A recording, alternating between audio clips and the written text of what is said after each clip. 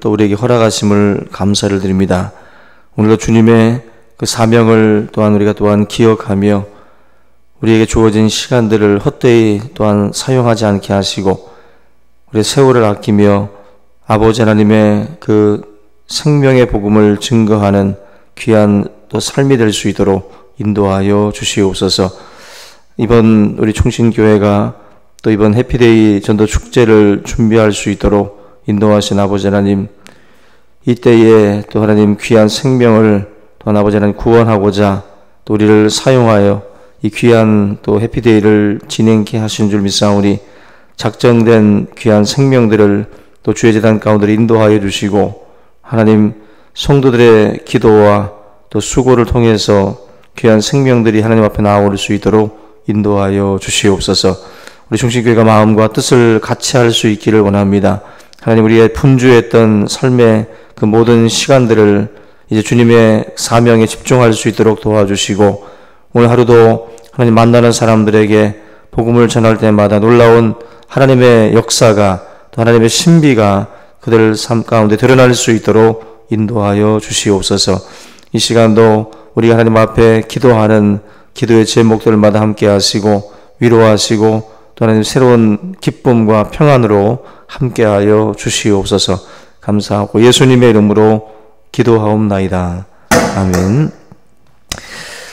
우리 하나님 말씀 함께 보겠습니다. 누가복음 24장 22절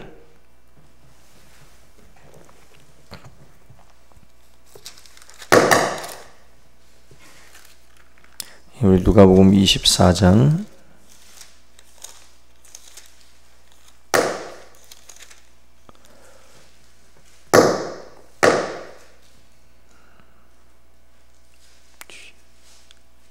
뒤에 그 스위치가 켜져 있는지 한번 보세요. 작은 스위치. 누가복음 24장 22절부터 보겠습니다. 22절부터 35절까지 봉독해 드리겠습니다. 또한 우리 중에 어떤 여자들이 우리로 놀라게 하였으니 이는 그들이 새벽에 무덤에 갔다가 그의 시체는 보지 못하고 와서 그가 살아나셨다 하는 천사들의 나타남을 보았다 함이라. 또 우리와 함께한 자 중에 두어 사람이 무덤에 가 과연 여자들이 말한 바와 같음을 보았으나 예수는 보지 못하였느니라 하거늘 이르시되 미련하고 선지자들이 말한 모든 것을 마음에 더디 믿는 자들이여 그리스도가 이런 고난을 받고 자기의 영광에 들어가야 할 것이 아니냐 하시고 이에 모세와 모든 선지자의 글로 시작하여 모든 성경에 쓴 바 자기에 관한 것을 자세히 설명하시니라. 그들이 가는 마을에 가까이 가매 예수는 더 가려 하는 것 같이 하시니 그들이 간과나 이르되 우리와 함께 유하사이다. 때가 저물어 가고 날이 이미 기울었나이다 하니 이에 그들과 함께 유하러 들어가시니 떼어 그들에게 주시니 그들의 눈이 밝아져 그인 줄 알아보더니 예수는 그들에게 보이지 아니하시는지라. 그들이 서로 말하되 길에서 우리에게 말씀하시고 우리에게 성경을 풀어주실 때에 우리 속에서 마음이 뜨겁지 아니하더냐 하고 곧 그때로 일어나 예루살렘에 돌아가 보니 11 제자 및 그들과 함께한 자들이 모여 있어 말하기를 주께서 과연 살아나시고 시몬에게 보이셨다 하는지라. 두 사람도 길에서 된 일과 예수께서 떡을 떼심으로 자기들에게 알려주신 것을 말하더라. 아멘. 엠마오로 가던 두 제자가 예수님과 동행을 하게 됩니다. 그런데 놀랍게도 예수님과 한참을 같이 동행을 하고 걸어갔음에도 불구하고 전혀 예수님에 대해서 알지 못하고 몰라봤다라는 것입니다. 사실 이게 말이 되지 않는 것이 3년을 넘게 함께 했던 예수님의 제자인데 예수님을 몰라봤다라는 것은 우리가 상식적으로는 이해하기 어려운 부분입니다. 성경을 풀어서 예수님이 다양하게 이제 설명을 해줬음에도 불구하고 몰랐다. 그리고 날이 저물어서 이제 숙소에 유하자고 할 때 그때도 이제 몰랐다라는 것입니다. 언제 이 사람들이 예수님을 알게 됐냐면 숙소에서 음식을 먹을 때, 떡을 뗄 때 그때 이제 알게 됩니다. 단순히 음식을 먹은 게 아니라 뭔가 의미 있는 일이 이 가운데서 벌어졌다라는 것인데, 먼저는 우리가 이 내용을 좀 살펴보면 주도적으로 행하던 사람들이 바로 이 두 제자입니다. 입장 자체가 좀 바뀌는데, 이 두 제자가 주인이고 예수님이 손님인 것처럼 사실은 지금 행동을 하고 있어요. 근데 이 사람들의 행동이 어디서 바뀌냐면은 숙소에서 이제 입장이 바뀌게 돼요. 예수님이 그때 가서 주인 되고 그때 가서 이 제자들이 손님이 됩니다. 자기들이 주인의 모습으로 있을 때와 예수님이 주인의 모습으로 있을 때가 이제 달라지는데, 예수님이 이제 떡을 가지고 그들과 함께 음식 앞서실 때에 떡을 가지사 축사하시고 떼어서 그들에게 주셨다. 30절 말씀 보면은 예수님께서 주인이 돼서 축사하고 떡을 떼고 있어요.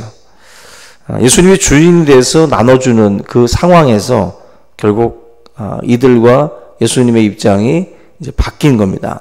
예수님이 주인이 되고 두 제자가 손님으로 이제 바뀌게 되는데, 31절 보면은 그들의 눈이 밝아져서 그인 줄 알아봤다. 그 시점 자체가 예수님이 떡을 떼서 이제 축사하고 주는, 마치 주인이 누군가에게 주듯 그렇게 나눠줄 때, 그때 입장 자체가 이제 바뀐다는 것이죠. 내가 주인이 됐을 때는 안 보이던 예수님인데, 안 들리던 예수님인데, 내 생각, 또 내 고집, 내 전제, 또 내 철학이 강하게 되면 예수님이 보일 수가 없습니다.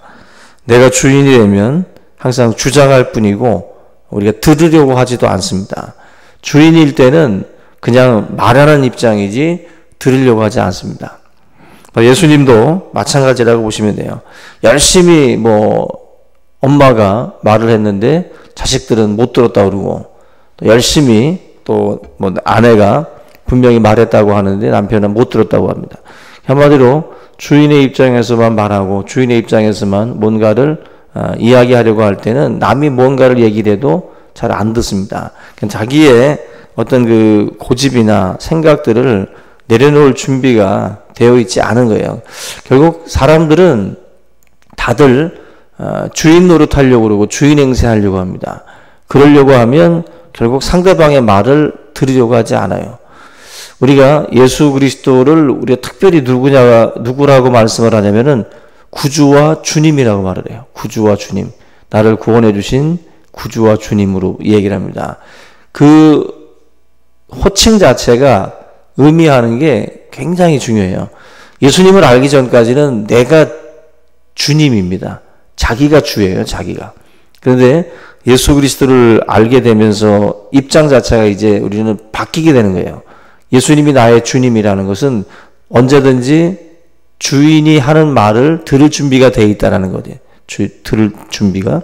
우리가 신앙생활을 할 때 들을 준비가 되어 있지 아니하면 신앙생활을 제대로 할 수가 없습니다. 지금 누가복음 지금 24장 25절에도 보면은 미련하고 선지자들이 말한 모든 것을 더디 믿는 자들이요. 믿는 속도가 느린 사람이 미련한 겁니다. 자기가 주인 된 사람이 미련한 거예요. 자기가 주인이 되면 결국 아무것도 듣지 못합니다. 보기는 보아도 보지 못하는, 듣기는 들어도 듣지 못하는, 그게 바로 자기가 주인 된 삶을 살아갈 때 나타나는 현상이에요. 지금 엠마오로 가던 이 두 제자가 예수님을 만나고 난 뒤에 어떤 일이 벌어지게 되냐면 30절 보면은 예루살렘으로 돌아갔다 그랬어요. 예루살렘으로. 이 말은 거꾸로 생각해 보면 이전의 행동은 뭐였냐면은 도망가고 있었던 거예요. 예수님을 만나기 전까지는 이렇게 도망을 가고 있다가 예수님 만나고 나서 어떻게 되냐면은 다시 돌아간 거예요.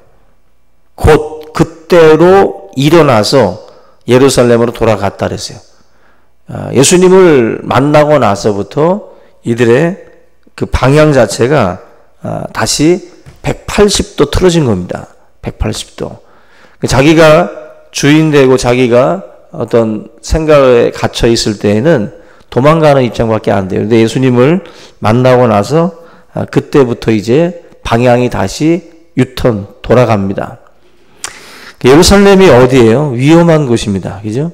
위험했기 때문에 이들이 도망을 친 거거든요. 불안했기 때문에 도망을 쳤고 위험해서 도망을 쳤어요. 말씀을 결국 그들이 품고 난 뒤에 한 행동은 다시 그곳으로 간 거예요. 다시 그곳으로 가서 찬양을 하는 것입니다. 주님의 말씀을 듣기 전까지는 도망갔었는데 주님 말씀 듣고 나서는 말씀 품고 다시 그곳으로 갑니다. 위험해서 피하고 불안해서 피한다기보다도 말씀이 없어서 도망가고 말씀이 없어서 피하는 거예요. 말씀이 있으면 위험한 곳일지라도 불안한 곳일지라도 들어갑니다. 복음이라고 하는 것이 피하는 사람으로 우리가 만들어지는 것이 아니라 복음은 바로 지금 이 제자들이 보여주는 것처럼 돌아간다. 그 깊은 곳, 또 그리고 바다. 베드로가 예수님을 만날 때 바로 이 바다의 상황이었는데 밤새 동안 베드로에게 반응하지 않던 바로 바다, 대답 없던 바다가 바로 그 바다인데 실패했던 바다입니다. 근데 이 바다를 어떻게 보면은 베드로 입장에서는 철저하게 자기를 거절했고 자기에 대해서 뭐 능멸할 정도로 어부 입장에서는 정말 아주 철저하게 실패했던 그런 자리입니다. 근데 누가복음 5장에 보면 5절에 그 예수님이 이 베드로를 만나고 난 뒤에 그런 말씀을 해요. 깊은 데 가서 그물을 던져라. 깊은 데 가서. 그때 시몬이 뭐라고 그러냐면은 우리들이 밤이 새도록 수고하였을 때 잡은 것이 없지만 말씀에 의지하여 내가 그물을 내리리이다. 말씀에 의지하여. 이 말씀도 보면은 아무 성과도 없었던 바다였고 또 말씀 듣기 전까지는 실패의 바다지만 내가 말씀 듣고 가겠습니다. 내가 이 그물이 찢어질 정도로 축복받은 이유가 뭐냐면은 말씀 붙들고 그 바다 갔기 때문에 베드로가 지금 이 고백을 하고 있는 거죠. 밤새 실망을 줬던 바다죠. 밤새 실패의 자리고 흔히 말하는 트라우마가 있는 그런 자리입니다. 상처의 자리고. 근데 가기 싫은데 가기 두려운 자리잖아요. 다시 가라고 그래도 누가 가겠어요 지금 당장. 그런데 예수님 말씀이 그에게 임하니까 가는 겁니다. 말씀이 사실은 없어서 패한 자리가 그 자리가 다시 말하면 말씀 의지하고 들어가면 성공하는 자리예요. 그래서 우리가 말씀을 어떻게 보면 품고 가는 그 길이 돼야 돼요. 많은 분들이 무조건 옮기면, 무조건 피하면 뭐 다른 곳에서는 그물이 찢어질 정도로 되겠지가 아니라 실패의 자리에서도 얼마든지 말씀 붙들고 가면 성공하는 자리가 될 수 있어요. 저도 어저께 잠깐 그 깡통 같은 거 놓고 드럼 치는 걸 봤는데 이렇게 멋진 드럼이 아니라 그냥 페인트통, 그냥 냄비 뚜껑, 솥뚜껑 같은 것들 탁 깔아놓고 떡볶이 굽던 그런 그릇 같은 것부터 해가지고 그런 식자재들을 탁 늘어놓고서 드럼이라고 치는데 야, 저걸 가지고도 저렇게 아름다운 연주가 가능하네. 그걸 보면서 우리들이 말하는 이거로는 안 돼, 저거로는 안 돼, 뭐 이런 말들이 참 하나님 앞에서는 아무 의미 없겠다라는 생각이 들더라고요. 우리가 실패했다고 하나님은 실패할 수 없고 우리가 안 된다고 하나님이 안 되는 건 아니에요. 말씀 의지하고 하나님이 되신다고 하면 그 말씀 붙들고 가면 되는 겁니다. 그게 바로 엠마오에서 보여주고 있는 모습이고 베드로에게서 보여주는 모습이에요. 오늘 저와 여러분들이 말씀 의지하고 실패의 자리로 다시 들어가고 말씀 의지하고 그물을 던져서 다시 한번 큰 축복을 우리가 누리는 그런 삶이 되시기를 주님의 이름으로 축원합니다. 우리 이 시간 주기도문 하시고 기도의 시간 같이 하겠습니다. 하늘에 계신 우리 아버지여, 이름이 거룩히 여김을 받으시오며 나라 임하옵시며 뜻이 하늘에서 이룬 것 같이 땅에서도 이루어지이다. 오늘날 우리에게 일용할 양식을 주옵시고 우리가 우리에게 죄지은 자를 사하여 준 것 같이 우리의 죄를 사하여 주옵시고 우리를 시험에 들게 하지 마옵시고 다만 악에서 구하옵소서. 대개 나라와 권세와 영광의 아버지께 영원히 있사옵나이다. 아멘.